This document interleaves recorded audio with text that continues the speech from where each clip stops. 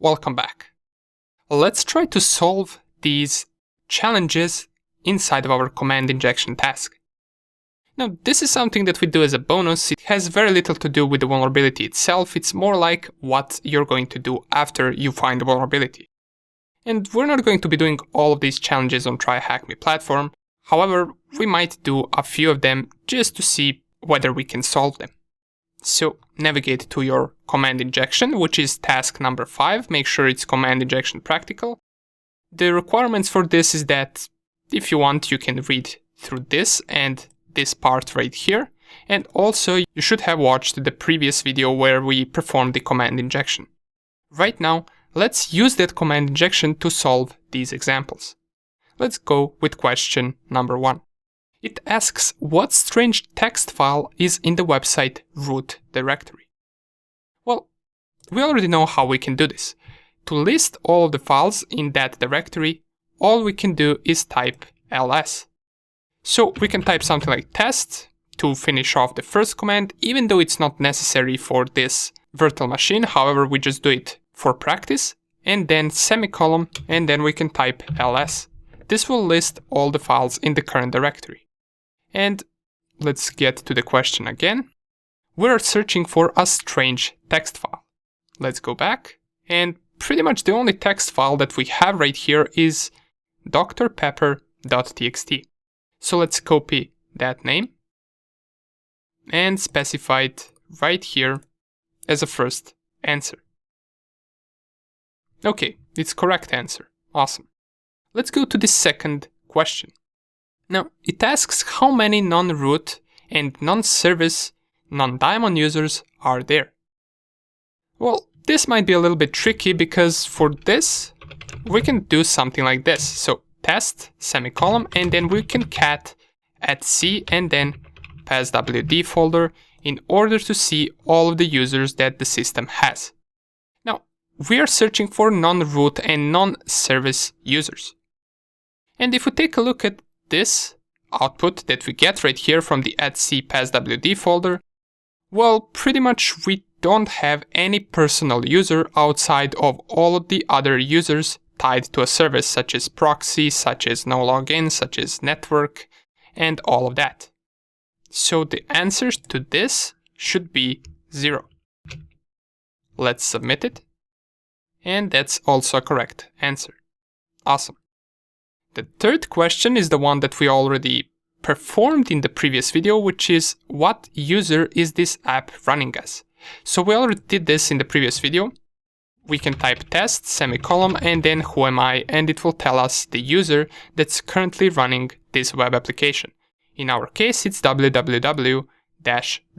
Let's copy that and submit it for the third answer. The fourth question is what is the user's shell set as?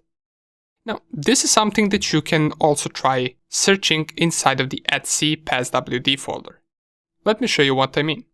Once you cat the @c passwd folder, it will give you this output, and all you want to do right here is try to find the www-data user. And if we go and scroll a little bit, it's right here. At the end of that user's line, we should be able to find a path that says /user/has-been/no-login.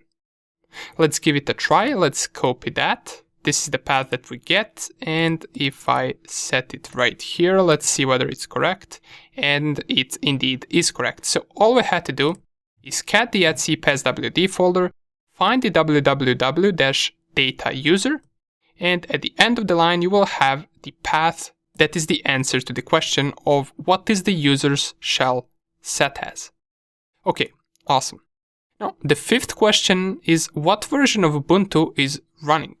And most of these questions are something that we can actually Google if we don't really know. So for example, let's say that we don't know what command can we use to discover the Ubuntu version. We can try something like this.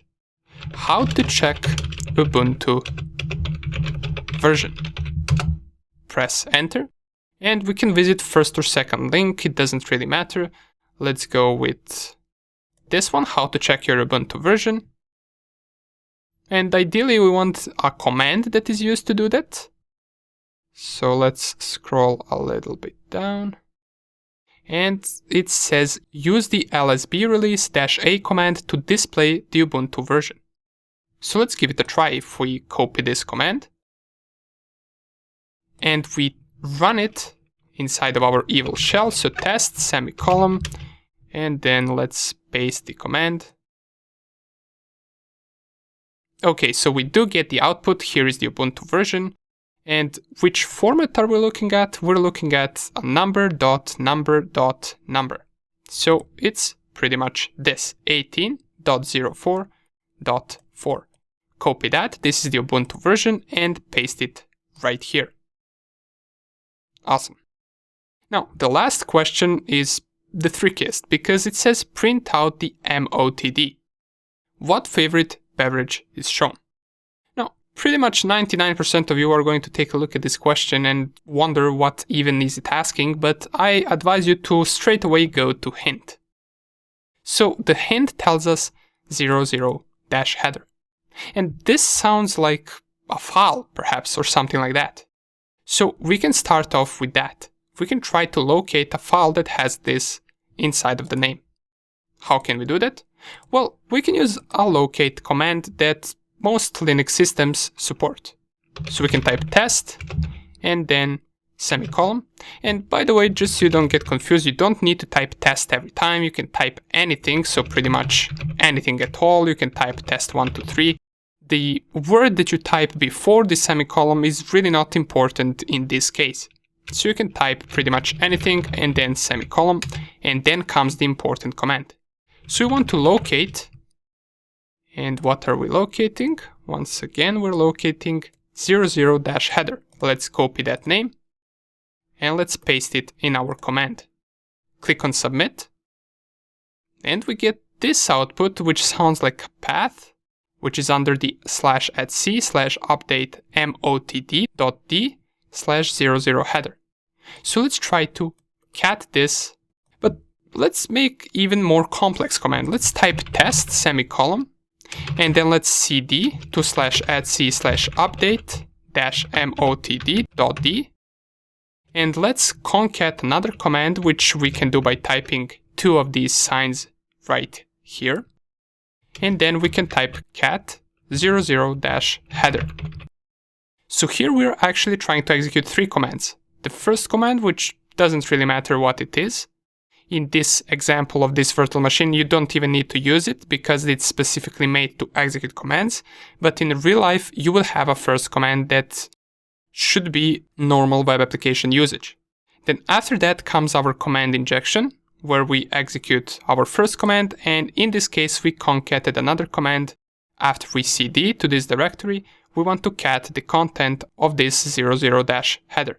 Let's submit this, and this is the output that we get. So now let's go back to the question, what favorite beverage is shown? Let's go all the way down, and if we scroll, we're going to see something interesting right here that says Dr. Pepper makes the world taste better. We can copy this, go back to here and paste it right here. Oops, let's try like this. No, that doesn't appear to be the answer, so...